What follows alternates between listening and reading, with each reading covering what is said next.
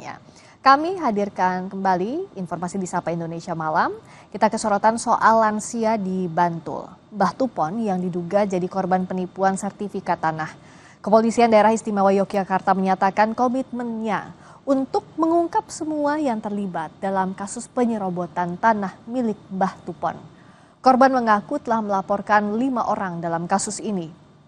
Pihak yang dilaporkan adalah tetangga yang meminta sertifikat Mbah Tupon dengan dalih akan membantu proses pecah sertifikat.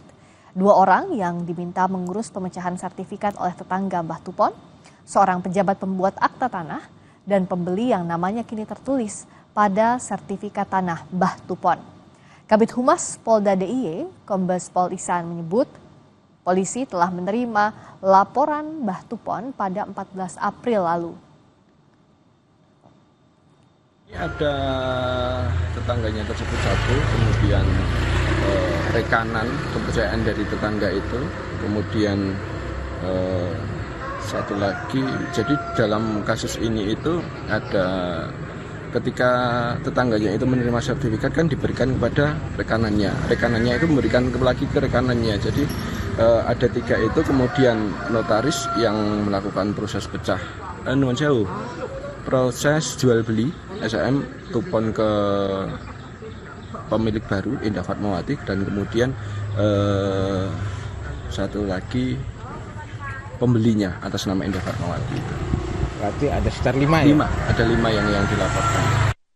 Korban bersama ahli warisnya mendatangi Polda DIY untuk melaporkan peristiwa tersebut, dan setelah kami terima laporannya di SPKT, dan saat ini prosesnya masih bergulir di penyidik di Treskrimum Polda DIY.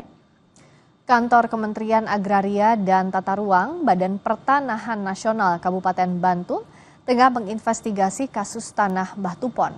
Kantor ATR BPN Kabupaten Bantul telah memblokir sertifikat tanah terkait kasus Mbah Tupon.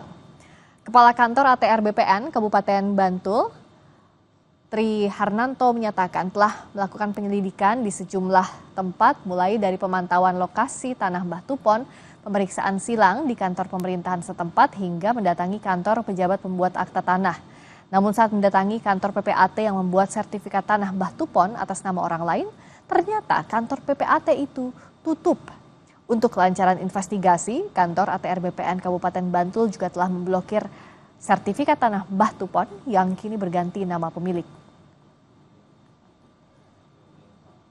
Kemudian kami juga mendatangin kantor PPAT, dan fakta di lapangan kantor itu tutup, tidak ada orangnya, sehingga kami tidak bisa lebih menggali informasi atau keterangan dari pihak PPAT terkait permohonan rekomendasi untuk melakukan blokir internal. Ini didasari juga dengan fakta-fakta bahwa kasus ini begitu masif. Juga ada permohonan dari pihak Pak Tupon untuk melakukan blokir terhadap SHM, di mana SHM itu juga ada melekat hak tanggungan, intinya seperti itu. Pemerintah Kabupaten Bantul menyatakan akan mendampingi Mbah Tupon dalam memperjuangkan haknya untuk mendapatkan kembali tanah miliknya. Wakil Bupati Bantul, Aris Suharyanta, telah menginstruksikan tim hukum Pemkab untuk mendampingi Mbah Tupon. Ia menyebut Mbah Tupon adalah korban mafia tanah. Sebelumnya Mbah Tupon kehilangan sertifikat setelah diserahkan kepada tetangganya yang mengaku bisa membantu memecah sertifikat untuk keperluan bagi waris. Namun tanpa sepengetahuan Mbah Tupon, sertifikat itu kemudian berganti nama dengan pihak lain. Beliaunya berkenan untuk kita dampingi agar tanah-tanah yang Mbah Tupon miliki nanti bisa kembali lagi menjadi milik Mbah Tupon. Karena Mbah Tupon ini memang tidak bisa membaca menulis, sehingga dia itu sebetulnya berniat baik, ingin membantu untuk jalan umum, juga membantu untuk gedung RT, tapi ternyata disalahgunakan oleh mafia-mafia tanah di Kabupaten Bantul. Kejaksaan Agung menetapkan ex-pejabat MA sebagai tersangka TPPU. Dengan status tersangka TPPU ini, akankah mafia peradilan bisa dibongkar tuntas? Selengkapnya usai jeda.